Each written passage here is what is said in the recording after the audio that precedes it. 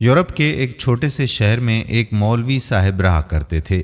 وہ روزانہ نماز کے لیے وہاں پاس سے گزرنے والی بس کا استعمال کرتے تھے، کیونکہ مسجد ان کے گھر سے کافی دور تھی، اس لیے انہیں اس بس کے ذریعے ہی مسجد جانا پڑتا تھا۔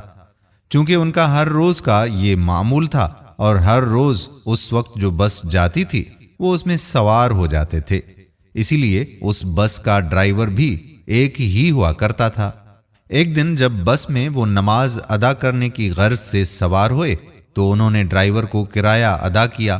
اپنا کرایہ کاٹنے کے بعد اس بس ڈرائیور نے باقی رقم مولوی صاحب کو ادا کر دی۔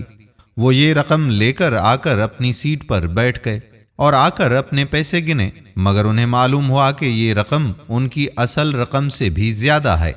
انہوں نے پہلے سوچا کہ میں یہ رقم ابھی بس ڈرائیور کو واپس کر دیتا ہوں، مگر پھر انہوں نے سوچا کہ چلو اترتے وقت واپس کر دوں گا۔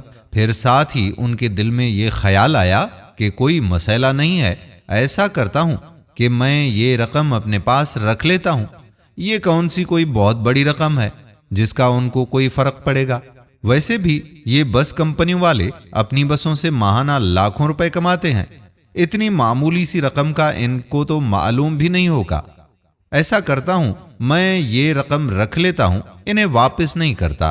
کچھ ہی دیر میں مولوی صاحب کا اسٹاپ بھی آ گیا۔ وہ اترنے لگے تھے کہ جانے سے پہلے انہوں نے اپنی جیب سے وہ رقم نکالی اور ڈرائیور کو واپس کر دی۔ اس نے یہ رقم ان سے لے لی اور پوچھا کہ آپ کب سے اس مسجد میں امامت کروا رہے ہیں؟ امام صاحب نے کہا کہ میں اس مسجد میں کافی عرصے سے آ رہا ہوں۔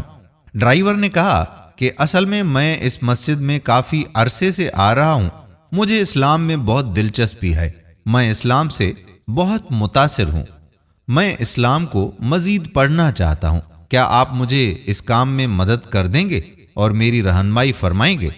اور وہ کہنے لگے کہ اصل میں آپ کو میں نے کافی ایماندار پایا ہے، جو آپ اتنی معمولی سی رقم مجھے واپس کرنے آ گئے۔ آپ کی جگہ کوئی اور ہوتا تو کبھی بھی مجھے یہ رقم واپس نہ کرتا، بلکہ سچ تو یہ ہے کہ میں نے یہ رقم جان بوجھ کر آپ کو دے دی تھی تاکہ میں دیکھ سکوں کہ اسلام کیسا مذہب ہے اور مسلمان کیسے ہوا کرتے ہیں۔ میں آپ کی ایمانداری سے بہت متاثر ہوا ہوں۔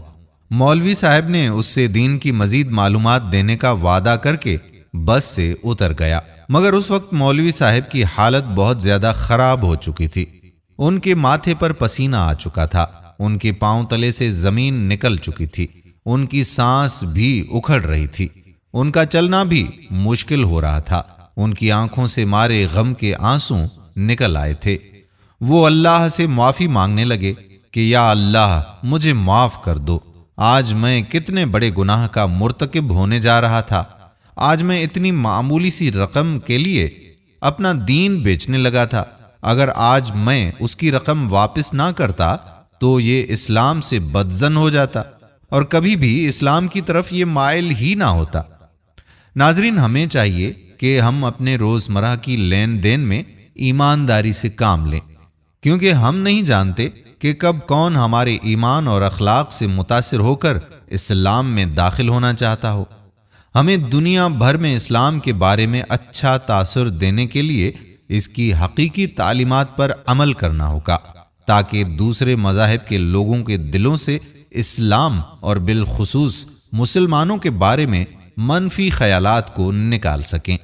امید کرتے ہیں کہ ہماری آج کی ویڈیو بھی آپ کو ضرور پسند آئی ہوگی۔